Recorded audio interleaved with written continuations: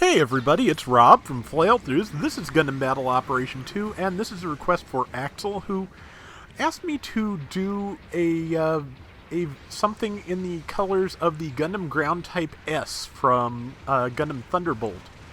And I looked basically at the color layout and of the just basic shapes of the thing, and whereas the EZ8 has the right head, the torso is not really right. There's nothing that quite matches the shapes of it perfectly, but I feel like of the possibilities, the prototype Gundam actually does a pretty good job. Couple that with the fact that the Ground Type S did use a beam javelin in Gundam Thunderbolt apparently, and it seemed like the best choice.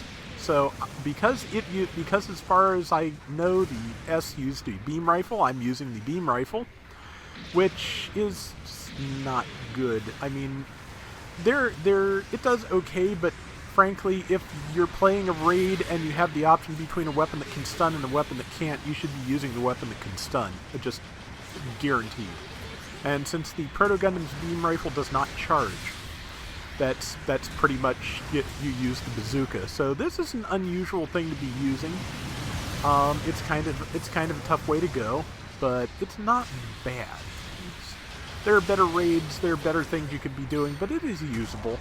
And yeah, I am using the Proto. You're going to see me leaning on the beam javelin quite a bit because you might be able to stun if you hit with every single shot the prototype beam rifle can put out, but that's the only way you're going to stun with it.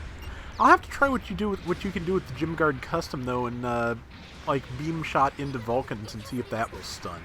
I have a feeling probably neither the rifle nor the Vulcans do enough stun damage, but it's not impossible.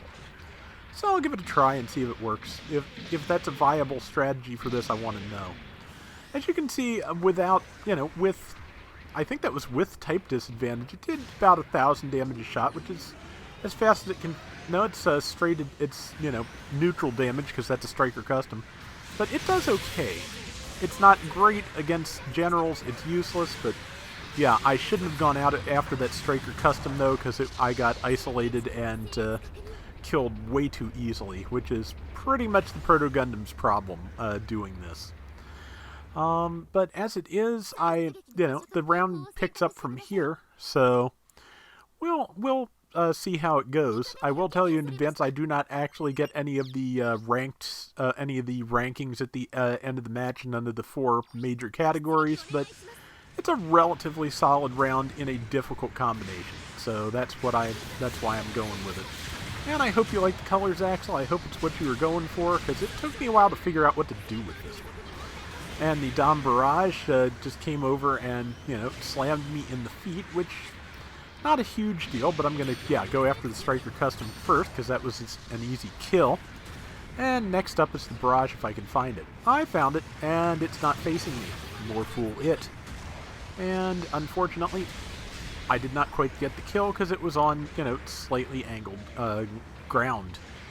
So, that is the problem with the Beam Javelin. It is very particular about its hitboxes. Got a Vulcan kill there. There are 2 people left alive. I am not doing any damage to them at the moment, but I'm just trying to, find my way in, and there it is. That's the one thing about the Javelin, is that the double sabers probably do more damage, but the Javelin you don't have to get quite as close, and you can get some hits in. Knock our Alex down trying to hit their Alex, and now I'm getting killed by something else, I think by a standard Gundam, but I think that Alex just ran out of Gatling, which is the only reason I'm alive. Marasai up there, it has the Fedayeen rifle, which it's interesting to see, because apparently that gives it 2 melee weapons, so it becomes basically a sniper rather, that can also be a part-time gym striker. Because I watched this Marasai during the round use both the beam spear in the back of the rifle and the standard beam saber, so yeah, that's an interesting setup, and yeah, I hope I get that rifle. I did just get the Shrapnel Bazooka for the Rick Diaz and the Hyakushiki. Gave that a try. It, of course, gives up the ability of easy stunning, so that kind of makes things harder. Let's see, that Gundam managed to miss me at very close range. I don't know if I was trying to I don't know if that was skill or luck. I'm thinking luck. Tagged the barrage, but I am, as always, getting stabbed in the back. This is the other thing, this is the other thing with playing a raid, which is that if the enemy team is doing its job, you are always going to be getting knocked down and stabbed and, encountered and everything. So, yeah, nearly choked on my own spit complaining. That's a sign that it's a good day. But as it is, we're doing pretty well. We've got a 7,300 to 5,900 to lead. Not the world, but a start. They're about 3 kills behind us at the moment. That Marasai is perched right by our waypoint, so I can jump down and go after it if it stays where it is.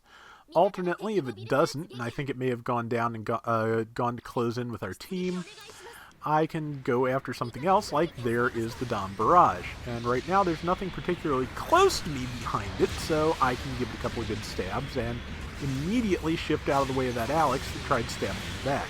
Meanwhile, something else has stabbed me in the back. And the feet, especially the feet.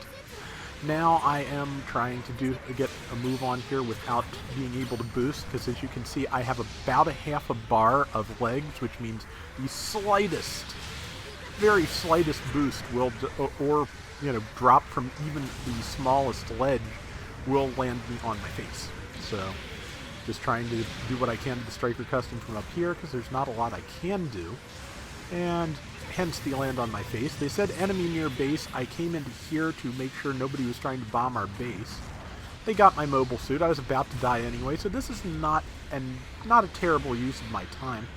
They managed to catch up with us pretty well. I'm watching to see if anybody's here, but with less than 1:10 on the clock, it is now a moot point. There is not time for them to set the bomb and for it to go off before the round ends. So I looked to see if I had clear on my presets on this one so I could let them know it was okay. I do not, so nothing to do but get back in the mobile suit and make up this difference, because we are about 500 points behind with 45 seconds left.